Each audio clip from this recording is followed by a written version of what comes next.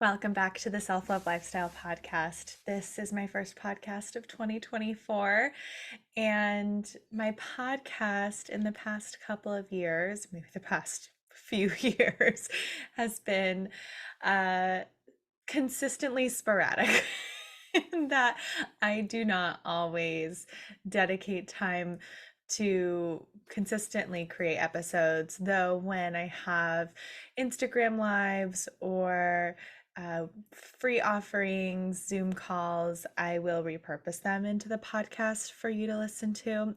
But I've been hearing from community members and, people sending me messages on Instagram who are like, "Oh, I love your podcast. I love your earlier episodes. Can you do more episodes like that again?" And so I decided that one of my visions and intentions for 2024 is to show up specifically for the Self Love Lifestyle podcast and to do some special episodes on certain topics that may inspire you, may bring you a sense of connection, and also just to share some of my own process and what is currently going on for me on my self love journey.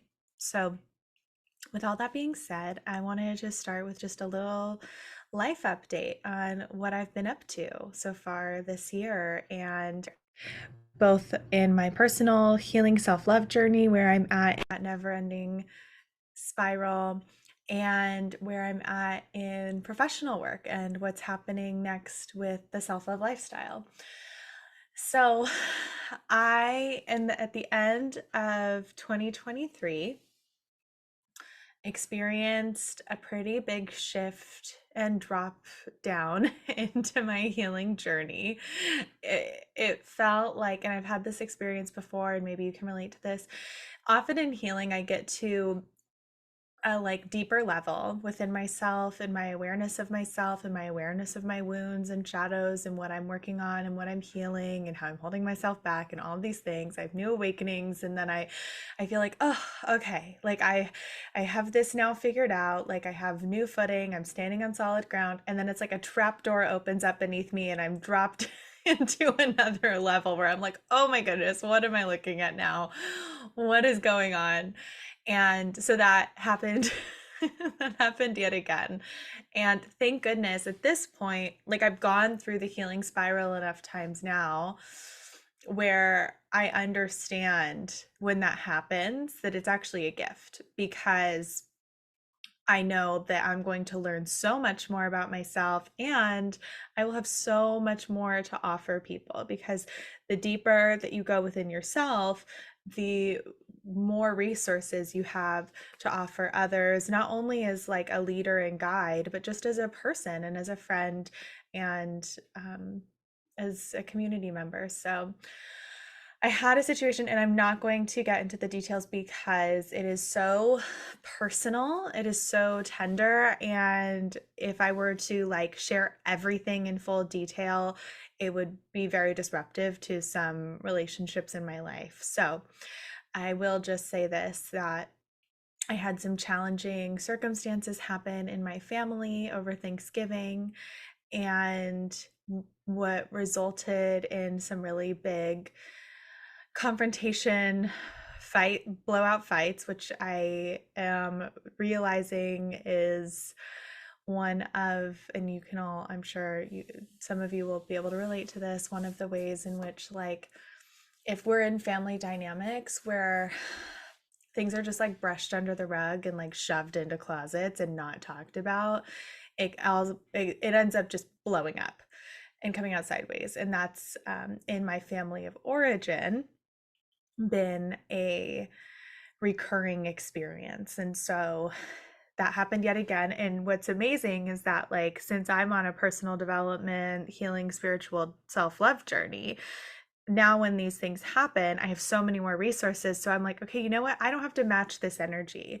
I can see people are coming and talking from wounds, and I can see people are um, really hurting, and yes, their anger may feel threatening to me in the moment, but it's not actually about me. It's about what's happening within them. And it's so hard to stay in the remembrance of that in the moment of drama, but like it's easier to do over time and it's more accessible over time. And so that being said, like there was some big dramatic things that happened and that resulted in some like repressed memories coming up for me of like really, really dark childhood trauma. And what actually I did spend a couple of days where I was like fully disassociated, which is understandable considering the revelations that occurred. Again, I'm not going to get into the specifics of it, but like it was very, very dark.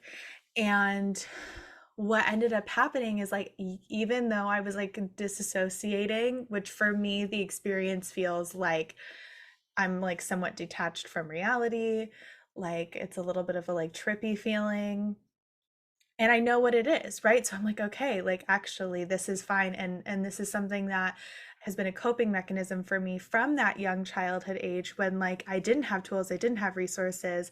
So children when they're in like severe trauma will disassociate to protect themselves because reality is too scary and too big, so they leave their bodies.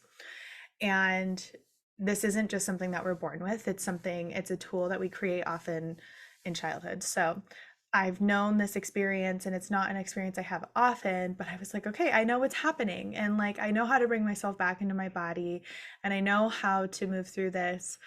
And I actually had this amazing experience occur where, like, even in the middle of this big, dark, shadow trauma resurfacing thing, I was like, oh my gosh, this is going to be such a gift. This is going to be such a gift for me. This is going to be such a gift for my community. Like, this is one of the core trauma wounds that I wasn't even fully aware of. And I wasn't even like, I was healing around it, but not going directly to the root source because I didn't even know it was there. And all of the work I've done up until now has prepared me and paved the way for this so that I can like go there and do this work and like feel so much more whole and authentic because I actually know what I'm dealing with. And there was a sense of relief there. And because I've been so immersed in healing for so long now, like as a way in which I'm like, it's such a value system of mine and I receive so much from just continuing to commit myself to my spiritual practices and self-awareness and self-love. And so for healing for me, it's not even just like, ow, I hurt myself or I had this emotional experience that I need to heal from or this lived experience I need to heal from. It's actually like a way of living, right? It's a way of living in reverence of myself and honoring myself and getting to know myself and going deeper into my self-knowledge and self-love. And so yeah, all of that is to say, like, I I was like, okay, this trauma is resurfacing. It's really scary. Nothing will ever be the same. And like, what a gift it is to be able to do this work. What a gift it is to be able to have this level of awareness now. What a gift it is to be able to do this because a lot of this is actually like generational wounds. Some of it is about my mom, and my mom transitioned out of her body into the spirit realm a year and a half ago. And so there are things that, I would love to have discussed with her and like processed with her in her physical form, which is no longer possible. But I know that like she's now a guide and helper for me in this. And wow, like it's so layered and so deep. But that's what happened at the end of 2023, and that ushered me into 2024 simultaneously.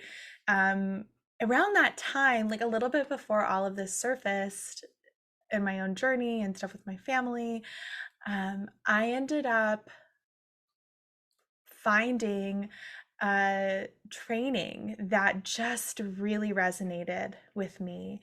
And I kind of had this aha moment when I led my retreat in September, where I was doing ritual facilitation work.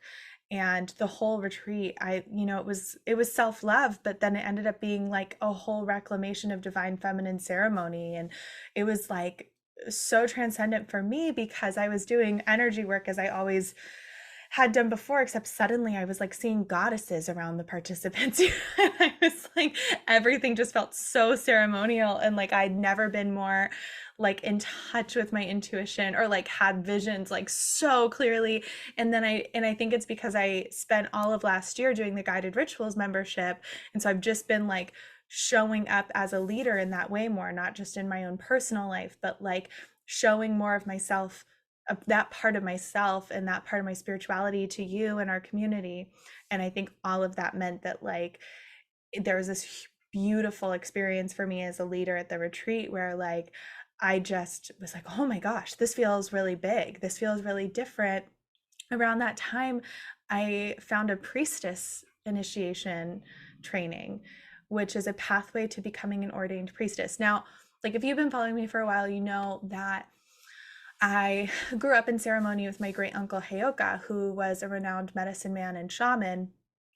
And I've been doing a lot of shadow work around what it means for me to carry on that ancestral tradition and like complexities of it when, I did some deeper genealogy research and family tree research this last year too. And my great great great grandmother Lolaski, we have a portrait of her, and she was Indigenous, Native American, and was likely, I mean, we don't know everything because this was so long ago and so poorly documented, but like what I've learned from my research and the research of my grandmother's cousin, who was able to do a lot of research because he had access to certain documents through his work. And he did work with the government, so he had access to things that would be hard to access for an everyday person. And that being said, he found that likely she was kidnapped. There was like this, horrible thing happening, still happening, where Indigenous children are kidnapped and stolen from their families and raised by white families or raised in residential schools. And it's this really traumatic experience where they're completely detached from their culture and their community. And it's just, yeah, it's horrific. It is still happening. And my great great great grandmother was very likely part of that experience. And so she was kidnapped and her family was probably killed. And she was then raised by a white family and then married into another white family, which became, and now I'm a descendant of that. And I'm just looking at this like complexity of, holding that bloodline, which my great uncle Heyoka did so much work to remember the Indigenous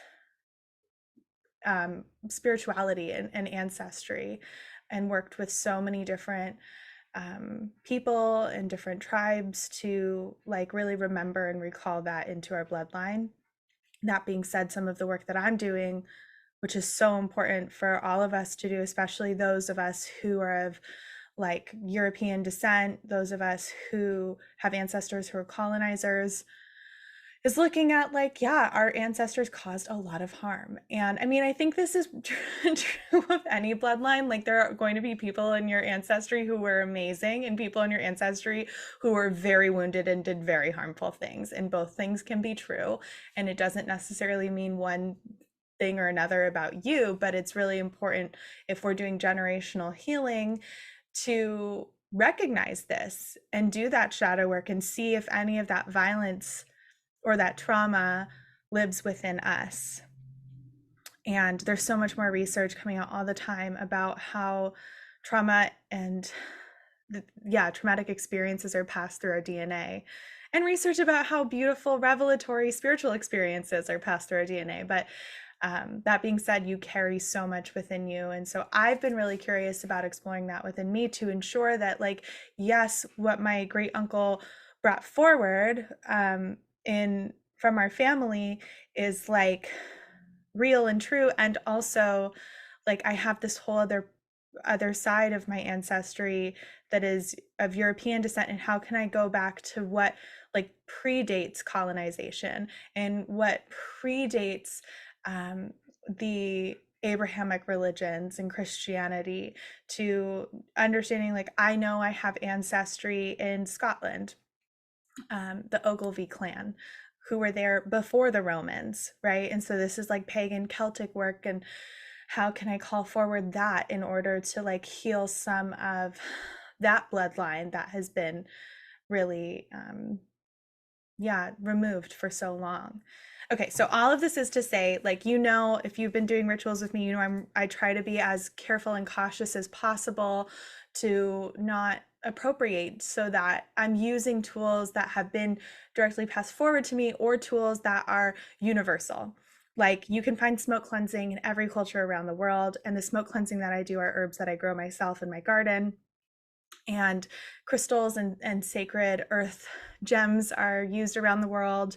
And I try to be really conscious about sourcing my crystals in sustainable ways. And all of the magic that I do and the tools that I use, I try to use objects that like have real meaning for me, either through my ancestral lineage or through specific mentors and guides who have passed things forward to me, or things that are universal, right?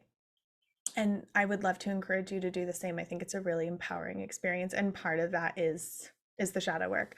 And so I've been really curious to explore like these Northern European indigenous practices, like the pagan people, pre-Roman Christian people who were working with the goddesses and divine feminine. And so all of that being said, I found a priestess training that is very in alignment with like Avalonian mysticism, like Avalon being of Great Britain. And I was really excited to explore that because my great uncle did initiate me. He taught me how to hold ceremony. He taught me how to use a peace pipe. And that is such a specific tradition that is so sacred to so many indigenous people here on Turtle Island, so many Native Americans, that I want to be so like just really tender about where and when I would use that. And I feel really good uh, about really activating all parts of my DNA, right? And bringing forth some of the lineages that have been forgotten from the people from Europe in my family. And so this priestess work is kind of my pathway forward. Just like my great uncle did a lot of work to remember and bring forth the indigenous wisdom of our ancestors who are from Turtle Island, I feel really called to like carry some of that forward, and also remember some of the indigenous wisdom of my ancestors from Great Britain. And I'm just really excited about it. And so in this process, I'm technically a priestess initiate, and I'm on the pathway to hopefully become an ordained priestess, which is just so exciting for me, because I realized when I was ritual facilitating, especially at the retreat, and then like reading up about what priestesses have done traditionally, I'm like, oh my gosh, I'm already doing it. Like I'm doing it and I didn't even realize it. Like I didn't even realize I've been priestessing. I thought I was coaching, but I've actually been priestessing and coaching, and it's just so exciting and inspiring to me. And I just like kind of want to pause here and zoom out because this stuff is really hard to talk about. Like I actually feel really vulnerable talking about this, talking about my ancestry, talking about the complexity, talking about appropriation and spiritual tools, because I am not an expert and I'm like really only speaking from my lived experience. And there are people who I've learned so much from, especially the community at Minka Brooklyn, who like blessed me so much with their resources on being ethical as a spiritual practitioner. And I just like Minka was so impactful. So please go follow them because I just want to give them a shout out. And Aki and Jordan and Ashni and so many amazing practitioners who work with Minka. I highly recommend them. So I have to honor that they like instilled some of that curiosity within me, because I saw them doing so much work in that space, and it was really inspiring to me and opened up this doorway. And it's, even though I've been like exploring this for a while, it still is really uncomfortable. And I just feel like I have to talk about it anyway. So there we are. And it is why I feel so excited about the work that I'm doing now, because I feel like I'm really activating a whole other part of my bloodline and doing some real amazing healing to the part of my bloodline that caused a lot of harm through going back far enough to find the indigenous practices of my Northern European heritage. And it feels really good. And so, anyway, that is to say, like, if you have access to finding out any information about where you're from, like talking to your relatives, or I mean, I don't know how I feel about things like 23andMe, like genetic testing.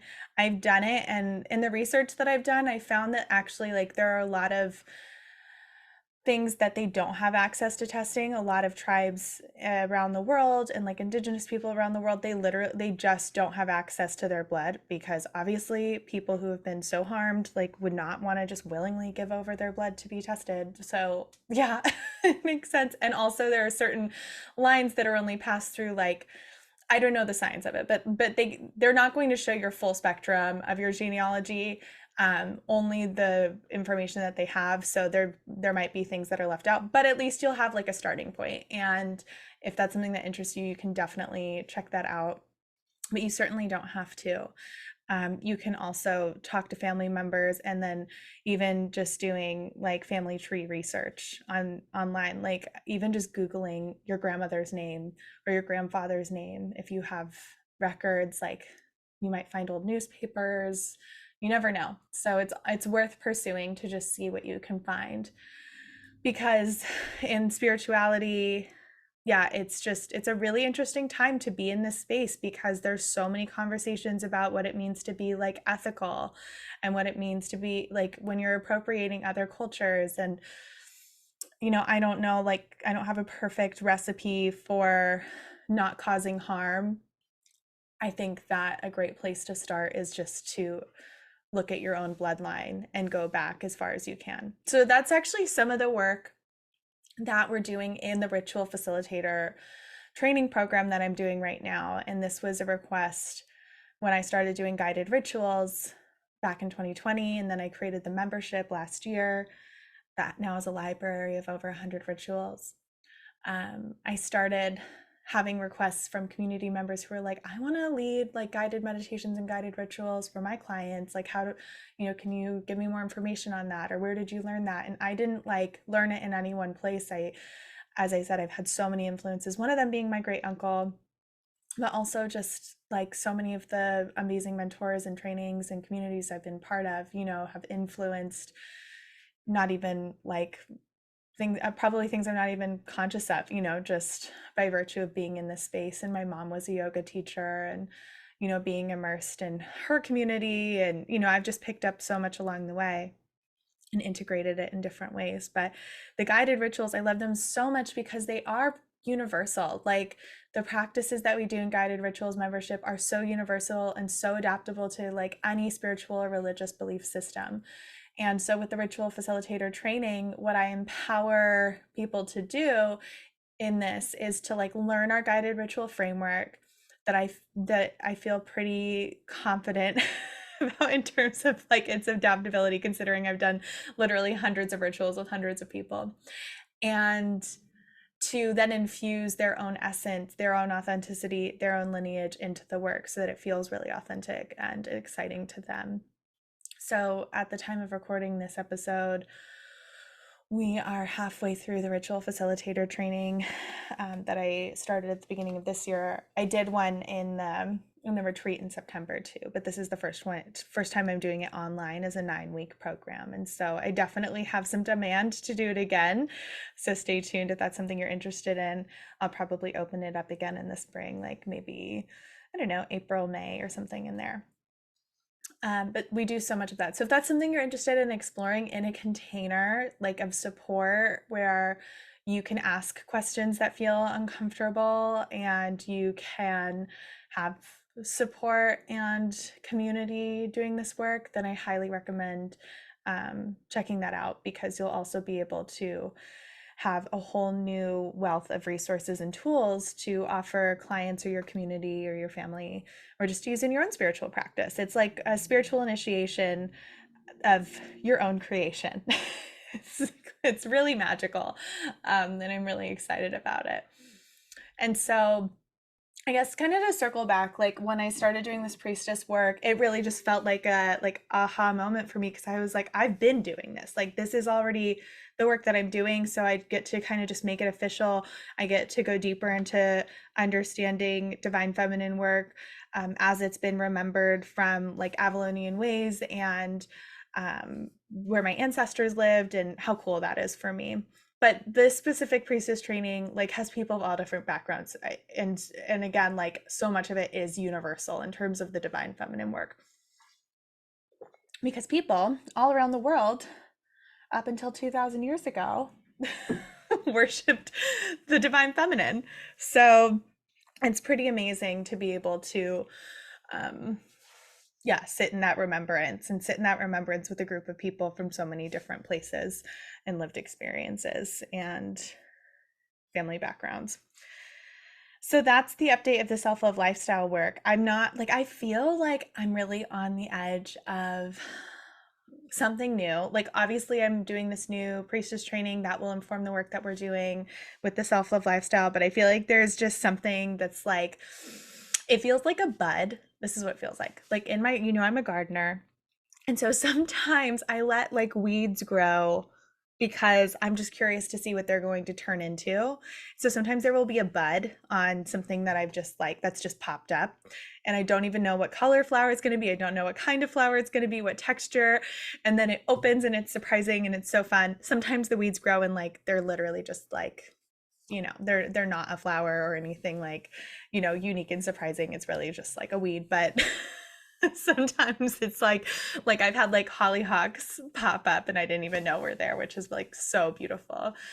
Um, so anyway, that's kind of what it feels like. It feels like I have a weed. I know it's going to be beautiful. I know it's going to be a pretty flower. I just don't know what kind of flower it's going to be, what it's going to look like, how it's going to smell. That's how I feel right now in my business. But also the self-love lifestyle work is continuing with our self-love coach certification program. I just had a graduation a few days ago and oh my gosh, it was such a special graduation because these women are so sweet. And in our graduations, we take time to celebrate each person individually. So each person is individually honored in like a very ceremonial moment where we share with them, what we've witnessed in their journey and what we see in them that is just really amazing. And it's so emotional and so exciting and so profound. I love graduation ceremonies. And in this particular graduation ceremony, some of the graduates like just paused and, towards the end of the call, were like asking to speak and we're just like honoring me. It was so sweet. Like doing like kind of doing the reverse thing where like as I said we take a moment to honor them individually and they did the reverse thing and like took a moment to honor me, and it was just I cannot get over it. If you're listening, there are graduates on that call. If you're listening, you know who you are, and thank you for just making my heart like overflow. I love you so much. And anyway, that is to say, like, I'm in the 4th year of this program.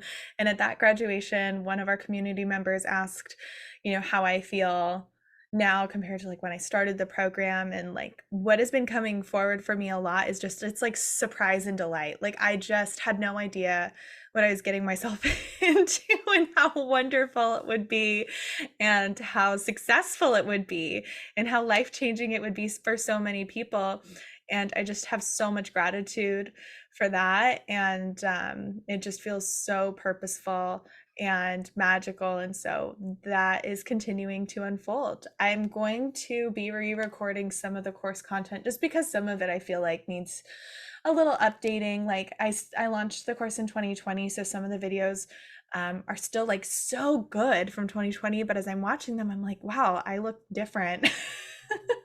I've aged in the last 4 years. I've become a mom. My body looks different.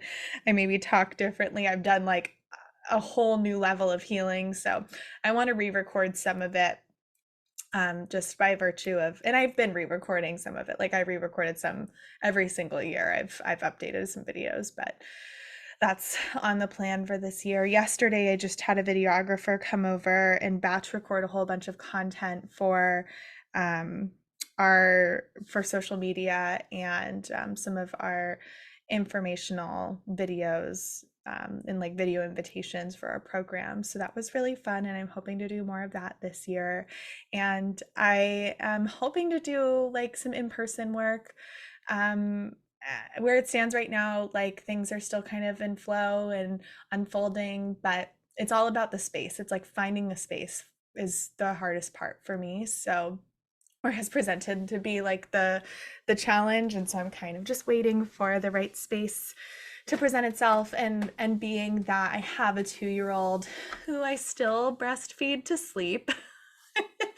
It's just a bit of a challenge, but that's a decision and value system that I'm pretty clear on not wavering from. So like I know I could like, schedule a retreat somewhere like tropical or far from here, and like we could all go together and it would be really fun. But where I'm at right now, my value system is really like my son is only 2 years old once. He only needs me this much, for such a short amount of time in his life before he becomes ideally more self-sufficient and like he can take care of himself more, as he gets older, which is like what we want as parents, right? We want our kids to be able to rely on themselves, to have self-trust, to have self-responsibility, and to not be afraid of the world so that they can like show up in a space of feeling really like, yeah, connected to themselves and to their surroundings and responsible. So that being said, like with that being my goal, I know he's only going to be this like connected, like, baby like for so long, and eventually he, will want his space. And so while he's in this time of like really wanting that connection with me, I want to respond to that with connection. And that's the value system that I hold. So at some point, like 10 years from now, when my, when, when my child and future children are like of an older age, then, maybe that'll be the season where we're doing lots of like international retreats. But for now, the retreats close to home that aren't super disruptive to our regular family rhythm in support of my son is like ideal. And with that being said, like it's hard to find the circumstances that meet those requirements. So we will see. We'll see. But that would be really fun to do some more retreats this year. I really loved our retreats last year. And diving into that, it was just so nourishing. Yeah, I feel like those are the updates. I'm thinking of doing a workshop maybe this month or next month. I just did a little series on Instagram about fairy tales and psychology. And so many of our community members just resonated so much with it. And if you don't know, in college, I studied the psychology of transformation through the lens of fairy tales, folklore, and mythology, which is like part of Jungian psychology and mythic psychology. And I just find it so fascinating to see how these stories are repeated across the world, with like communities around the world sharing the same like metaphors and symbols and archetypal stories, and how those live within us and are representative in our own healing and lived experiences. And I just love it so much. So I'm thinking of doing a workshop on that, about how to view your life through the lens of a fairy tale to cultivate more meaning and understanding and magic. So stay tuned if that's something that you want to do. If you're on my mailing list or follow me on Instagram, you'll definitely hear about it if I do offer it. And with the ritual facilitator training, again, yeah, if you're on my mailing list or follow me on Instagram or Facebook, you'll hear about it there as well. Right now, if you go to the Ritual Facilitator website, which I'll put in the show notes, there is a way to add yourself to the waiting list. And then I'll like directly reach out to you, just in case my newsletter gets sent to spam or the algorithm doesn't show my content to you on Instagram. That's a sure way that you'll hear about it. And then the Self-Love Coach certification program is starting on March 1st. So that's our next class. Our class after that will probably be May or June, something in there, depending on when I do the ritual facilitator.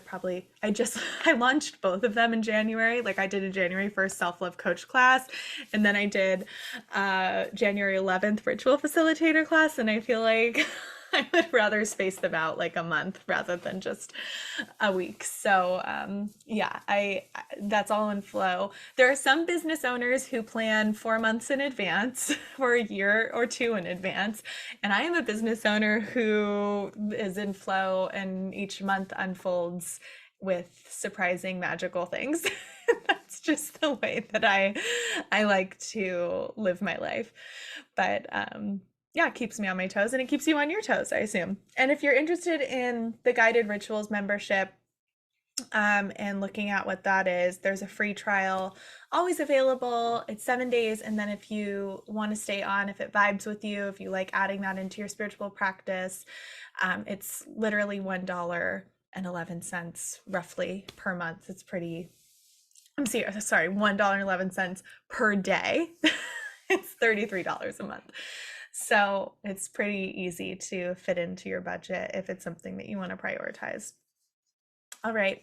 I love you so much. I hope that you liked this life update. It was pretty vulnerable for me, but I've been listening to podcasts with leaders and coaches and mentors and guides out there who share their lives in this way. And like, I always find it really interesting and insightful, and hearing about other people's journeys and how they're showing up, especially when they're living a life of similar values to me, allows me to like learn something and like implement new things into my life.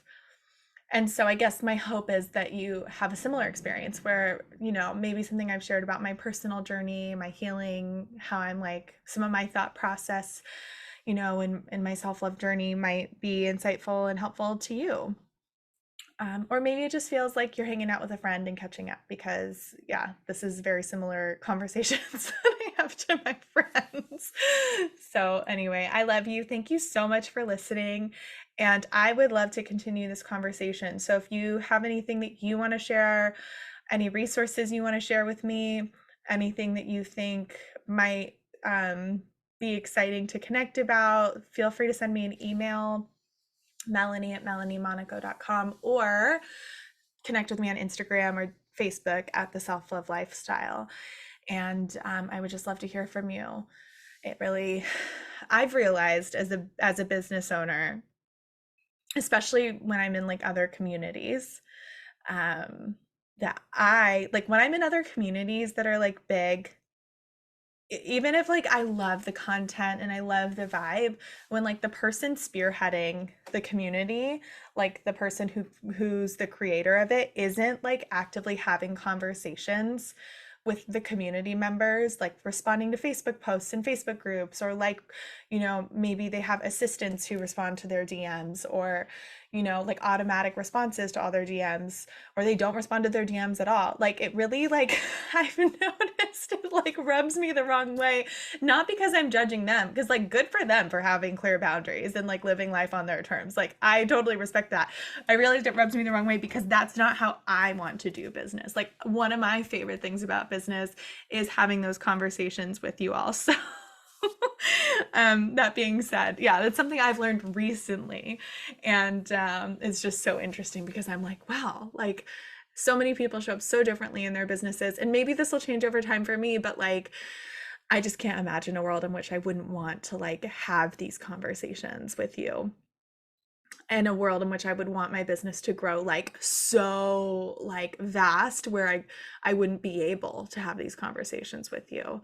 My business as it is now is like so cozy and sustainable and consistent and connected, and I just love that. So I'm just really grateful for you. And I guess all of that is to say, like, feel free to reach out. I do love it, and I value it, and I value you. And I hope to release some more podcast episodes soon. If you have anything you want to hear about, some things I've been thinking about talking about are like parenting more. Like I don't really talk too much about my parenting philosophies, but I've learned so much, especially like I do a lot of Waldorf parenting, and I just love those methodologies. So if you want me to talk about that more, I'd be happy to. I've been in process of like reestablishing my relationship with my husband, which if any of you are parents to young children, you know that not always, but having a child can completely change your relationship. So, you know, we're in process. There are certainly things that I've learned that we could talk about. Um, and what else? I've been really interested in talking about like some of the sustainable and non-toxic things that I bring into my home. Like I am by no means like product influencer. But I just realized like I've integrated so much of that into my household, and I think it's a huge part of like the way that I live my lifestyle in a sacred ceremonial way means using products that feel cleaner and more sustainable and friendlier to the planet, to my body. And so we can talk about like non-toxic living and why that's an important part of spirituality, and so much more. So if there's any topic that sparks your interest or anything you want to hear about in this like really more candid friend conversation way, because obviously in a podcast like this is casual and candid, it's not like a formal workshop. So it's really just me musing on whatever topic might bring you some inspiration and insight. So if there's anything you want to hear about, feel free to let me know and reach out. I hope you enjoyed this, and send me a message, and have a beautiful, magical rest of your day.